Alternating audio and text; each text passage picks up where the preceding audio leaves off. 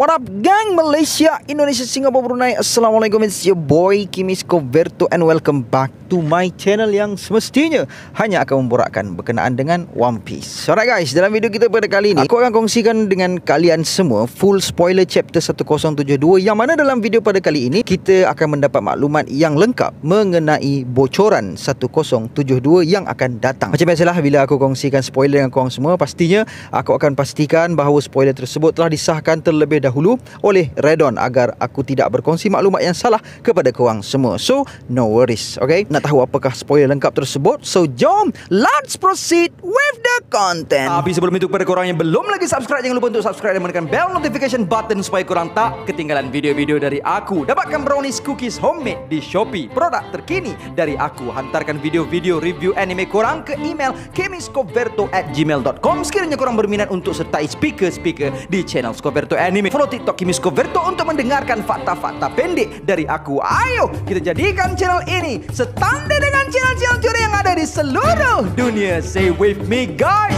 Ikuzo Yarodamo. Kisah seorang anak yang duka Mustafa karena ibunya batuk.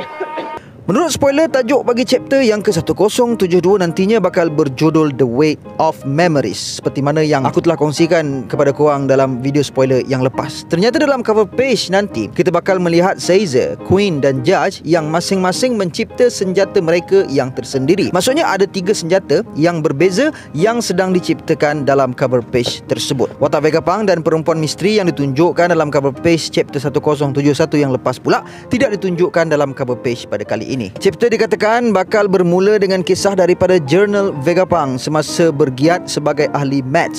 Menurut spoiler juga, cerita ini bukanlah flashback dan hanya tulisan pada masa sekarang. Vegapunk kemudiannya akan mengatakan bahawa walaupun dunia tidak menerimanya, Vegapunk tetap menganggap wanita tersebut sebagai seorang manusia yang sebenar. Vegapunk mengatakan bahawa eksperimen ini bakal menjadi langkah yang pertama untuk menuju ke arah keamanan.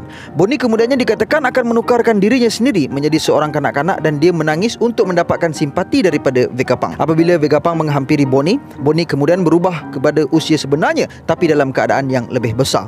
Bonnie dikatakan bakal kelihatan seperti sebuah belon. Menurut spoiler juga, kekuatan Bonnie ini nampak gayanya mampu untuk menukarkan dirinya menjadi versi untuk dirinya sendiri atau sesuatu yang seumpamanya.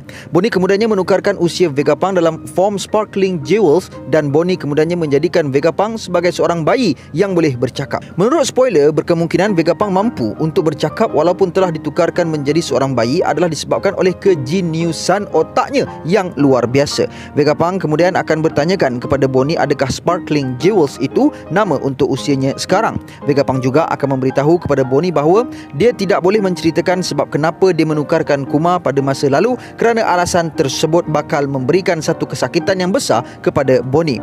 Disebabkan oleh hal yang demikianlah, Vegapunk berjanji dengan Kuma untuk tidak memberitahu perkara sebenar kepada Bonnie.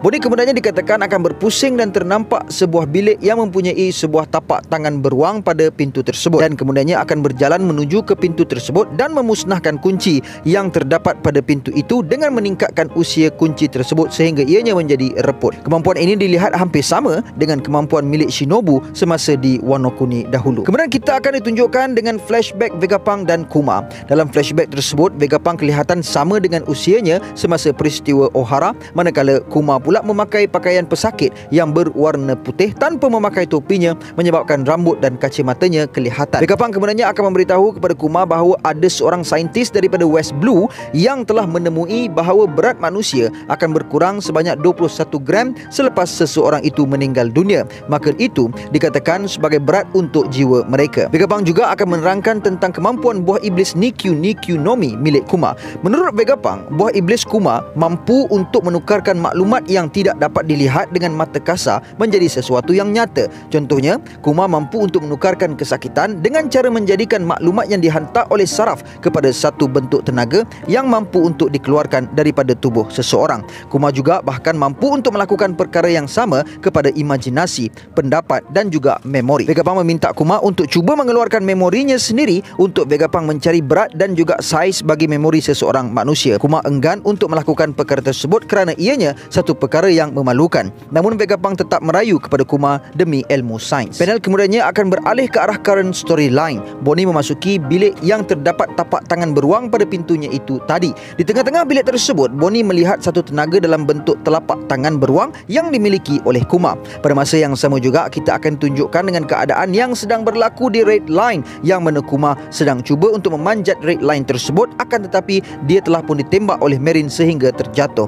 Panel kemudiannya akan beralih ke arah Bonnie yang cuba untuk memegang tenaga yang terdapat di tengah-tengah bilik tersebut. Vegapunk kemudiannya menghalang Bonnie dan mengatakan bahawa tenaga tersebut adalah kesakitan milik Kuma. Namun Bonnie menafikan kata-kata Vegapunk tersebut dan mengatakan bahawa itu adalah memori milik ayah dia. Bonnie pun menghulurkan tangannya untuk menyentuh tenaga tersebut. Panel kemudiannya akan beralih ke arah luar Labo Face. Zoro dan Kaku akan menyambung perlawanan mereka dalam chapter yang lepas. Kaku menggunakan mode awakeningnya yang dilihat hampir sama dengan Lucci. Human beast form Kaku ini mempunyai api yang berwarna hitam pada bulunya dan juga sekeliling bahunya. Kaku akan menggunakan serangan yang lama seperti Nose Pistol dan ada juga serangan yang baru seperti Extreme Nose Pistol, Spinning Snake. Walau bagaimanapun, Zoro tetap berjaya untuk mengatasi kemampuan Kaku dan menumpaskan Kaku dengan mudah. Brook pula sedang menjaga Thousand Sunny. Namun tiba-tiba keempat-empat Seraphim akan naik ke Labo Face walaupun tidak diberikan sebarang arahan. Hal ini berlaku kerana personality Seraphim mampu untuk membiasakan diri dengan situasi peperangan dan membuat keputusan sendiri untuk membantu CP0. Walau bagaimanapun, perkara tersebut bukanlah apa yang diinginkan oleh CP0, memandangkan Vegapunk mempunyai tingkatan keutamaan dalam pengawalan Seraphim yang lebih tinggi daripada CP0.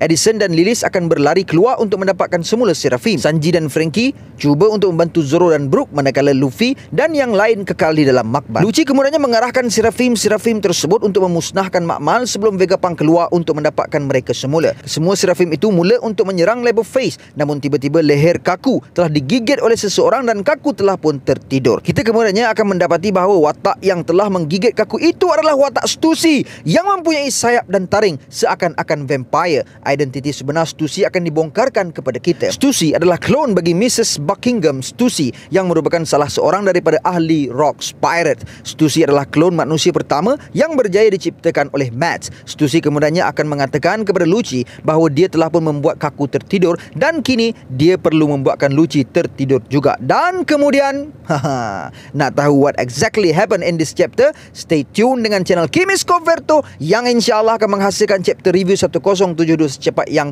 kami mampu. So guys, that's all I have untuk perkongsian kita pada kali ini. InsyaAllah see you guys in the next content, and until then my brother, before I end, sedikit renungan. Persekitaran yang kita hidup sekarang ini hanya akan diubah dengan contoh, bukan dengan pendapat. Jangan biarkan orang lain menentukan hidup kita. Kadang-kadang kehadiran seseorang mampu memberikan peluang yang lebih baik dalam kehidupan kita. Namun kadang-kadang ketiadaan seseorang juga mampu memberikan perkara yang sama. Ribut memusnahkan pohon, namun dengan ribut jugalah menguatkan akar sesuatu pohon. Perkara yang sentiasa akan bermain di fikiran kita adalah perkara yang belum hati kita dapat padamkan.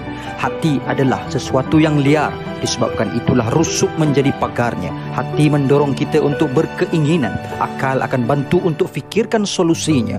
Jatuh adalah sesuatu yang biasa, namun bangkit adalah sesuatu yang luar biasa. Jatuh adalah sesuatu yang tidak dapat kita elakkan, namun bangkit semula adalah pilihan.